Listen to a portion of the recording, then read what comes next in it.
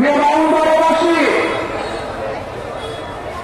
আমাদের বেশিরভাগ বিরোধী প্রত্যেকটি রাজনৈতিক দলকে আহ্বান করব, স্বাস্থ্য ব্যবস্থা এত অযোগ্য স্বাস্থ্য উপদেষ্টাকে দিয়ে এই স্বাস্থ্য ব্যবস্থা পরিচালনা করতে। বাংলাদেশে কি কোনো ডাক্তার ছিল না? অযোগ্যতা অব্যবস্থা করার একটা ক্লাসিক এক্সাম্পল সেট করে দিয়েও দেওয়া হয়েছে স্বাস্থ্য উপদেষ্টার মধ্য দিয়ে।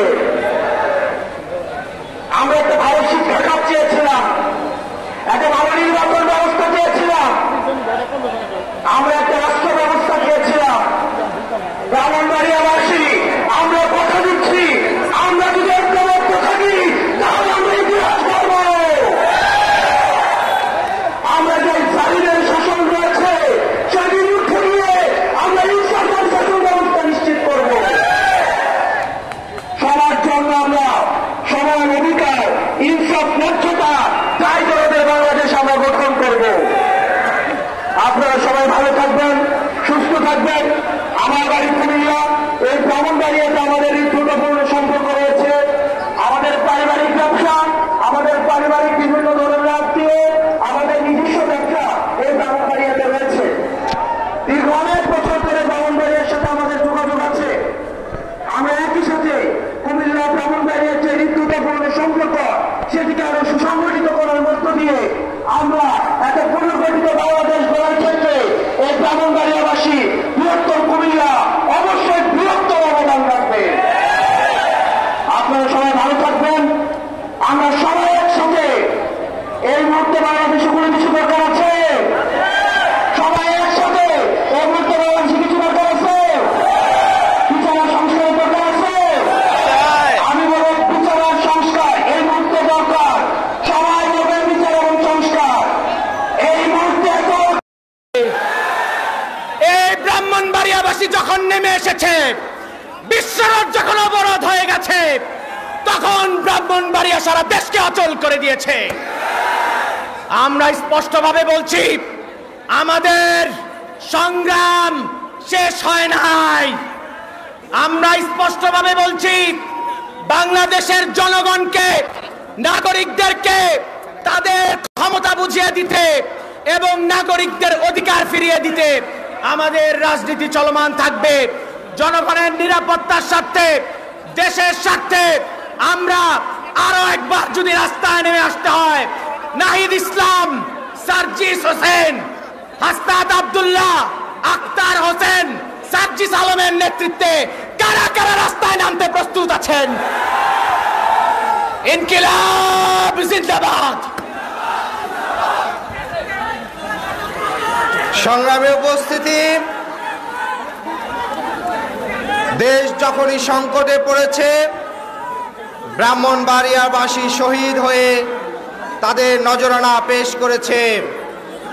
এই মুহূর্তে আপনাদের মাঝে বক্তব্য নিয়ে আসছেন জাতীয় নাগরিক পার্টির সিনিয়র যুগ্ম সদস্য সচিব, জনপ্রিয় নেত্রী জনাব ডক্টর তাসনিম জারা। বক্তব্য